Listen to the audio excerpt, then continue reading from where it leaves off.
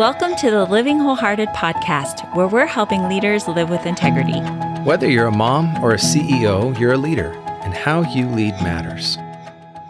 Well, welcome back to the Living Wholehearted podcast.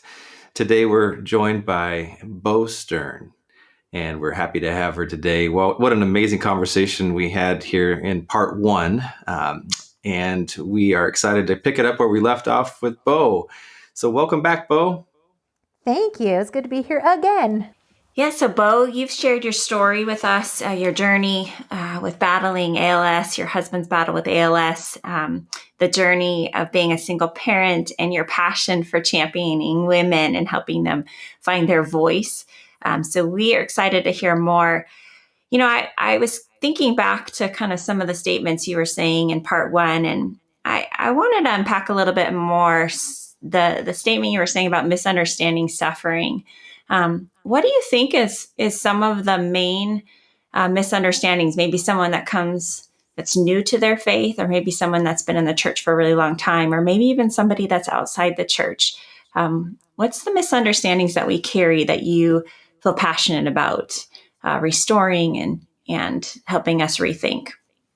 Oh, I love that question. I really do. I think that one thing we automatically think about suffering is that we earned it. Like I did something to cause this. And the word suffering, or the Greek word thalipsis in the New Testament, is the word for tribulation. It's when Paul says it's through much suffering that you enter the kingdom of God. That word is used 59 times in the New Testament, and only one time does it speak of suffering being the result of our wrong actions. The rest of the time, it always speaks of it as being something that is inherent inside our fallen humanity and something that is also used by God.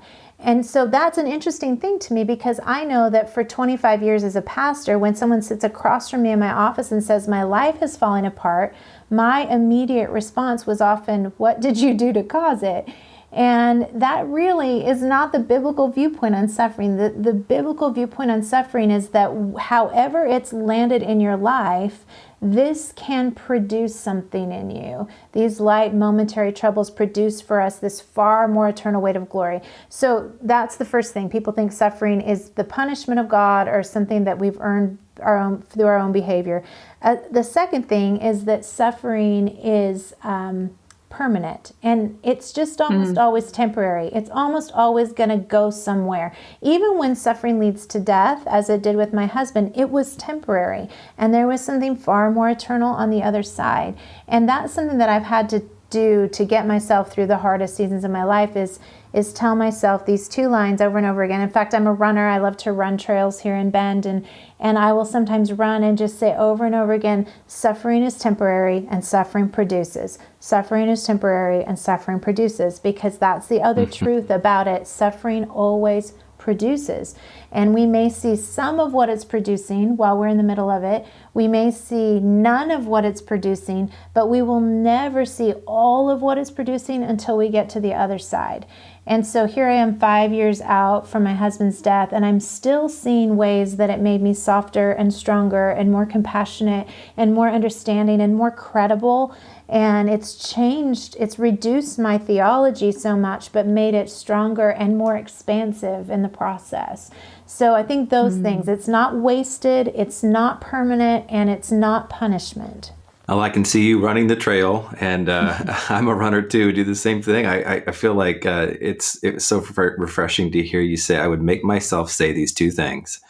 And it's so true, right? Sometimes we have to really make our mouths speak truth that we have yet to even fully believe or hold on to, or we're trying to hold on to. And that's a rhythm and a ritual, I say, that God allows us to experience it. That's the intersection of faith, isn't it? Yes. And I think our thoughts are sort of like a riderless horse. And I find that when I say something out loud, I'm getting back in the saddle. I'm saying, okay, I'm going to take this thought captive by saying a truth statement that I believe over and over into that thought. And that's been really, really beneficial. That's probably been the most beneficial thing for me about running, actually. I'm sure it's producing other kinds of things, but it really helps me with my thought life. Yeah, there's some good right brain, left brain stuff going on there, isn't there, honey? There is, Okay, yeah. Well, it's another podcast. right. Well, let's talk a little about the anchoring in suffering. And you gave us a little tip about how you're doing that. Let's speak to those who need some anchoring today in the midst of their suffering and trials, especially even during this time of COVID and what it's looking like for people all across the spectrum. Some are really grieving loss. Some are in fear and anxiety of actually of being sick and having this virus and other things. Just what comes to your mind as you think about how you can help anchor people who are listening to this today, and like you do on your runs? I think the first step of anchoring, and probably the most essential step, is mindfulness, to understand, stop and discover what it is that I really am thinking, because our thoughts are so automatic and so honestly automatically negative. I think studies show between 75 and 85% of our thinking is negative, and it's on negative repeat. And so if I get into this mindset constantly, I'm going to get COVID and die, or someone I love is going to get it and die. And health is a real trigger for me since after the ALS battle. If I let that consume my thinking, I will always be spinning. I will always be anchorless and just, kind of tossed by the storm. But if I stop and say, what is the truth of this matter? Do I believe that God has all the days in his hands? Do I believe that he loves my people more than I love my people? Is it true that people could die from this virus? Yes, but what is the prevailing truth? And I want to anchor to the prevailing truth. And for me, the prevailing truth in my life has become, I am loved and held safe by God no matter what. I've struggled with this, and I'm married again. I got married in July, and if my husband doesn't text me back in 15 minutes, I'm certain that he's died. Because in my world, husbands die. And so I've had to continually anchor to this prevailing truth. I am held safe in the love of God no matter what. And that's got to be my truth. And I literally do say it out loud over and over and over again. And I shoot it like a bullet into the lie of the enemy that says, you're always going to lose. You're always going to be disappointed. You're always going to have to live without. You're never going to be able to trust loving again. And so I shoot that truth into that lie until it lets go of me. And it's not sexy. It's not like fun. It's not easy, but it works. And so I have to go back to it and do the work. And I think we have this idea that once I said yes to Jesus, it's his job to anchor me. But really, I've got to be an active participant in that process. And when I am, I always find that he shows up and that he is more steady than I ever gave him credit for being. So good. Well, one of the ways, the disciplines, the choosing to step in has been spending a few minutes in an app that you created and I think was inspired from some of the things you're sharing. But tell us about the Soul Space app. It has been a gift to my own soul, and I have been telling everyone about it. So why'd you create this app, and what exactly is it? Yeah, this is an app that the mission statement is exactly that, anchoring our thoughts to the love of God. And it really was born through me and my partners. For me, it was in the days following my husband's death, I had this blank slate in front of me, and I thought, who am I going to become? And so many thoughts of fear and confusion, and so many voices inside my own heart said, just keep yourself safe, stay little, stay low, don't risk anything again. And I had to decide, no, what do I really want to become now with I've always called this part of my life part 2 of plan A. I don't think it's plan B. I think it's part 2 of plan A. And so what do I want this to become? And I found that the key in stepping out and saying yes to the plan of God was not in my actions or even my devotional studies or my career choices or whatever. It was in my thoughts. The battle was in my thoughts for every single day. And being willing to stop and say, what am I thinking right now? That's the first question. Second question, is it true? Third question, if it's not true, what do I anchor to that is truth? Because I look at so many people And again, my heart is for single moms, so especially single moms who are forming their decisions and their relationships out of thoughts that are not true. They are not. I see women connecting to relationships because their thoughts tell them this is my only chance. This is my only shot at it. And if they would stop and be mindful and put their thoughts in front of the love of God and say, what is your reality for me in this? Everything can change. So this app just takes 5 minutes a day, and we isolate one thought and then we anchor it to a truth inside of the Word of God, which is unchanging. And it's just 5 minutes of quiet, listen, and do the work of saying, I'm gonna connect my thoughts to something that I know won't fail me. And then we also have some courses on it and some things. Yeah. I just think as a trauma therapist, Bo, this is all I do day in, day out, is helping us to ground, to what I say, have our bodies catch up to where our mind and our soul want to go.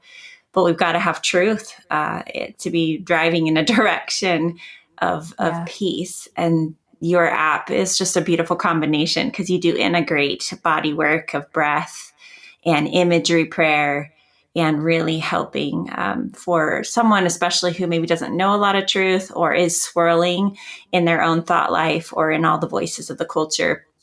It's just a really powerful grounding. So, and I love that you can go deeper. So thank you for this gift. And I think it's free and you can get it. Download it today. It's the Soul Space app. Yeah, so premium content inside of the app is courses. We have a course on navigating loss of a spouse or a marriage. We have a course on Soul Care for New Moms, which I love. I wrote that thinking about all the hours I spent nursing my babies in the dark of night, thinking I'm never going to have a devotional life again. And, because you feel like you have no time and no sleep. And how am I true. So we loved writing that course. And then there's a course on just developing a habit of gratitude. We've got some awesome kid stories and some kid meditation things. And we've got some fun lullabies that are good for both kids and grown-ups at night. And we're just constantly developing the app. We're a little bit obsessed right now with just how do we bring all kinds of beautiful ways for people to get to truth and for people to rein in the thoughts that create terror in their lives that doesn't need to control them. So it's been just the joy of my life. And yeah, it's soulspace.co. Okay. Wonderful. Well, leading has its challenges. Just in talking with you, it's so fun to hear the ways in which you're leading from a place of authenticity, heart, and conviction, faith, love. And we know that if we can connect to leaders, and we can potentially impact the systems that are beneath them. And leaders are all types, right? I mean, if you have a following, we say you're a leader, and how you lead matters. So if you're a single mama, we say this a lot, you're leading, and really one of the most important organizations on the planet, the family unit. And if you're, at the top of an org chart, some enterprise, of course you're leading, but everything in between. And we'd like you to speak here to leaders today who need a reminder of what it looks like to keep going. And what have you learned as a seasoned leader that you wish you knew earlier in life? That's just such a good, deep question. And I think I'm going to have to go back to what I said about being a single mom. As a leader, it's not as much about what I write or what I teach or what I speak or any of those things. It's about what I do with love and pain. And so that comes out as a leader, that comes out at an amplified volume. And so learning to let my words sit in front of Jesus for a while before they get out to the masses has been important because I don't want them to cause pain. And so I think as leaders, especially when we get into an official leadership role, we tend to speak too fast and not understand the weight that our words carry. And I mean, we can err on the other side and speak too slow and, not speak up when we need to. But overall, I love to follow a leader who I can trust their words. I can trust that what they're saying is true and that it's wise and that it's not going to change in 20 minutes.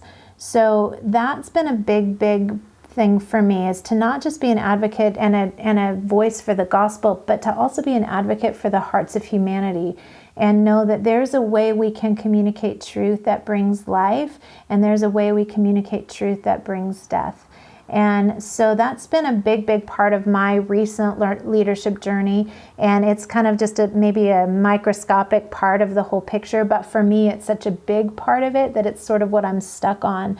So I wish somebody would have told me that when I was just starting out. Be careful with your words. Make sure they're true. Make sure they're loving. Make sure they have God and humanity in the crosshairs, so that you're not causing damage in the name of love. Good word to end on, Bo. Thank you. Thank you for just who you are. We're just grateful for your courage, your integrity, and that we can really see that you are living out of who you say you are, that you are being careful with those words, and you've lived a lot of life, a lot of things in your story have shaped those profound words you're saying right now. So thank you for being who you are. We know you're not perfect, but you're honest. And this is just really no small thing today in today's world. We're really looking for leaders who are walking with integrity. So thank you for being that kind of leader. Yeah, good shepherd. Thank you so much for having me, you guys. It means the world to me. Thank you for joining us in being a leader committed to shrinking the integrity gap between the values we espouse and the values we actually live out in practice.